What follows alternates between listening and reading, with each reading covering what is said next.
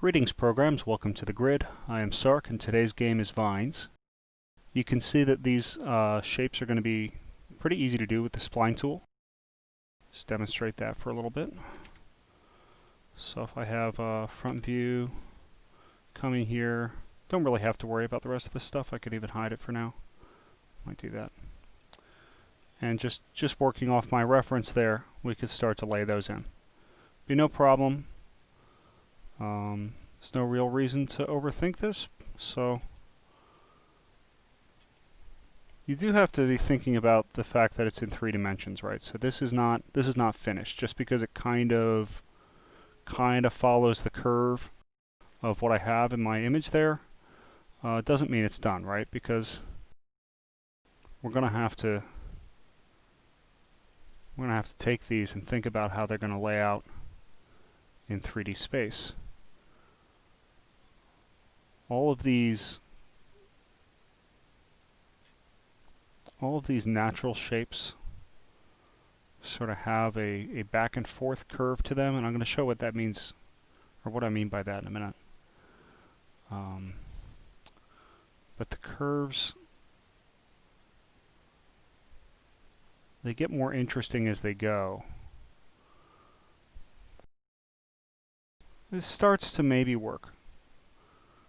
But the other thing that you're going to see is that it may help us before we go and draw our splines to actually practice some in an analog medium or in a 2D painting program with a tablet.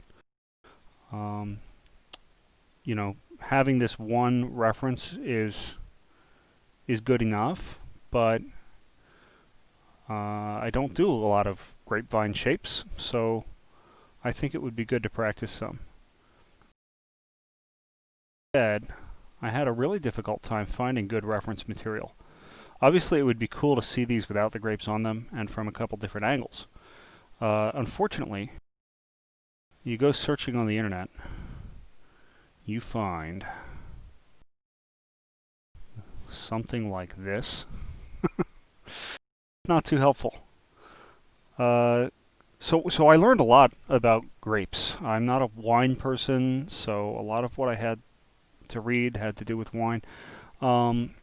Apparently we've cultivated them so we can grow as many as possible on a single vine. But that's not how they are in nature as much, and maybe, I mean, clearly these were cultivated, but maybe not at the industrial scale we do now. And so, you know, it seems to me that even if I go to the store and I buy some organic grapes, this shape, and maybe it's just the type, I don't know. Somebody let me know. Put it in the comments if you're the grapevine expert. But this shape seems much more natural and elegant to me. I did an important service here in eating all of the grapes off this vine for art, right? But I really don't know what I'm talking about. You know, I'm not a wine drinking person. I'm not a cheese eating surrender monkey. So if somebody is an expert, please let me know why this looks so different than most of the reference imagery available. I just bought it in the store. And then I know that my parents have some vines. They have some grapevines.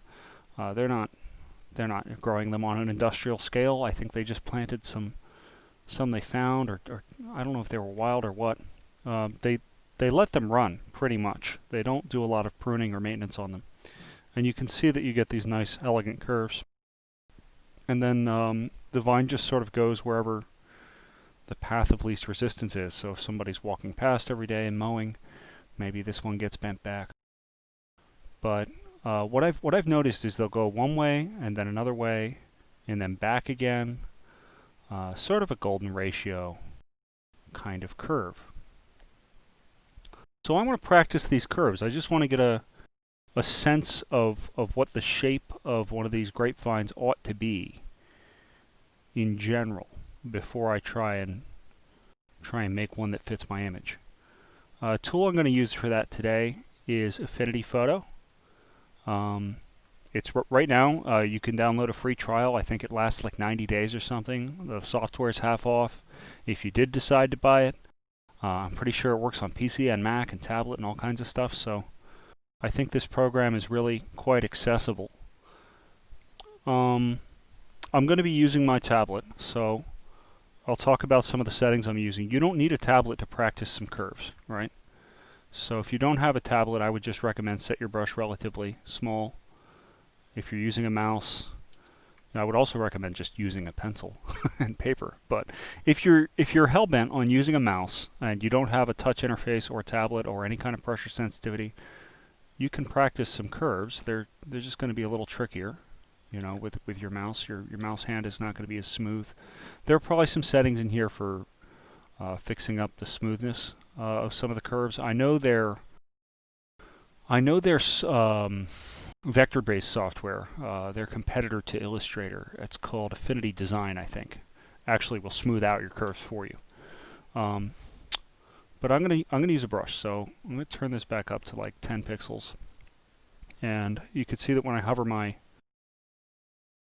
instead of holding my mouse, that when I'm hovering my pen over there, the brush gets a lot smaller, and that's because of these settings I'm using. So I've got the opacity set to 100, the flow set to 54-ish, the hardness set to 100. I'm going to turn on pressure to control size, yeah. Apparently that forces it to do so regardless of what the brush setup is. I'm probably already using it anyway. Alright, so size 10 pixels, spacing 25. That's not really that important, I guess. This would just be like how...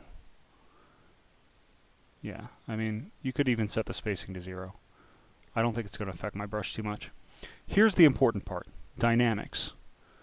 I have a size jitter set to like 72% and pressure on it. So whether or not I have that checked, pressure from my hand is going to control the size.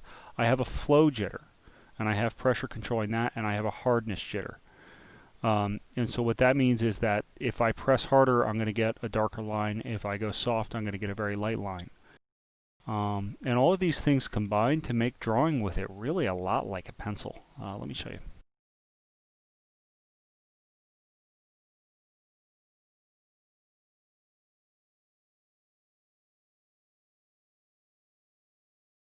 That undo a few times. So you can see that I was able to get a lot of different thicknesses and strengths of strokes out of the brush. It's almost more dynamic than a pencil in some ways. This is a Wacom Intuos Pro tablet from, let's see, is there a date on it? It is a PTH-451/K. Intuos Pro Small. I think it's like circa 2017. Not top of the line, not a giant big one, not one with a screen on it. Those are really expensive. They're cool, but they're really expensive. So simple, small Intuos Pro. I went for the Pro because I wanted... The touch features weren't that important to me, but I wanted the angle sensitivity and the pressure sensitivity to be built in. So that's what I'm using today, but you totally don't need it. A pencil and paper will do. So let me go to some of my reference photos and start just taking some tries, taking some swings, right? I'm going to try this shape a couple times. Up and over and back. Okay. I'm going to move this off to the side and work.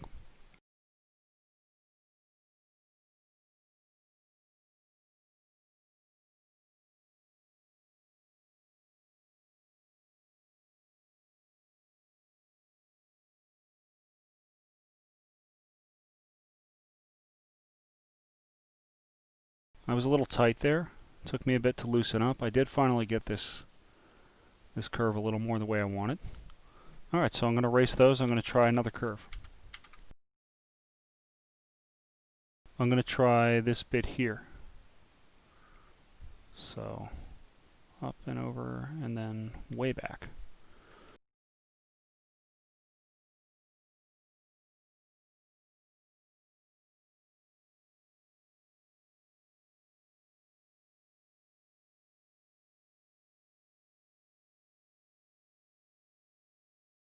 It's almost a figure eight.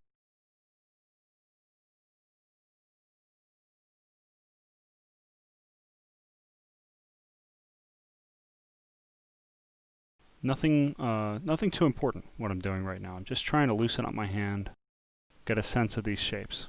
So I'm going to try a few others.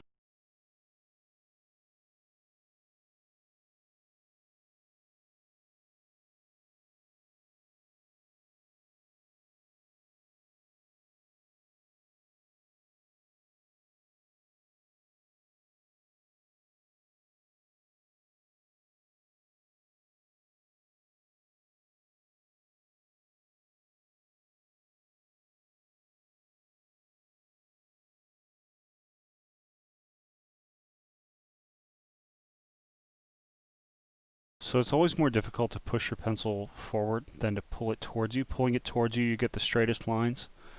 So this little curve here is actually causing me a little stress. When I push forward, I'm trying to get it smooth, but it's tricky. That's why artists sometimes will rotate their canvas, but let me try a few more times.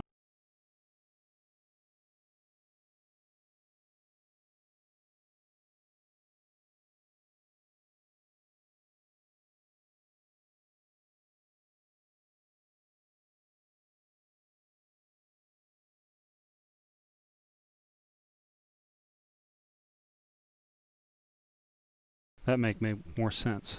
If I try to follow this line this way first, and then pull the other branch back as a separate piece. Try that.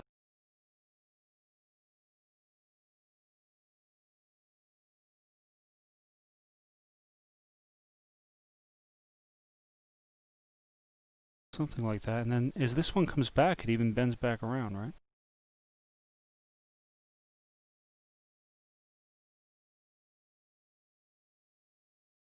So vines are pretty complex. They're not just a simple curve. They almost all have a sort of S-bend in them, and then they snake back and forth in increasingly small and intricate patterns as the newer growths come up. What I didn't realize is these green, bright little leafy bits, I guess I should have realized, it's obvious when you think about it, eventually become these big thick sections if left long enough, unpruned. So, okay. There's the big ones from my parents' garden. Obviously the grapes in our bowl are smaller, but they're just a microcosm of what nature does, right?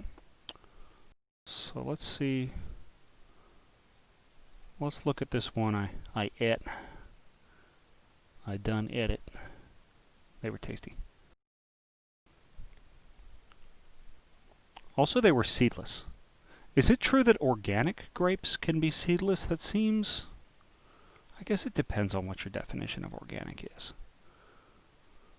I guess organic doesn't necessarily mean no interference by humans, no crossbreeding necessarily. I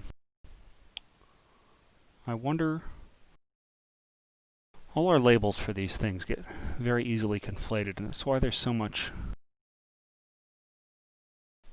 unclear talk around some of these issues. Okay. Clearly there's a big difference between a plant that is designed to be seedless and a plant that is grown with pesticides inside it, or a plant that has seeds that make the other seeds not grow, or something like that. I don't know. I don't want to get into conspiracy theories about Monsanto, but it seems to me some of the things that are being done are not cool. Okay.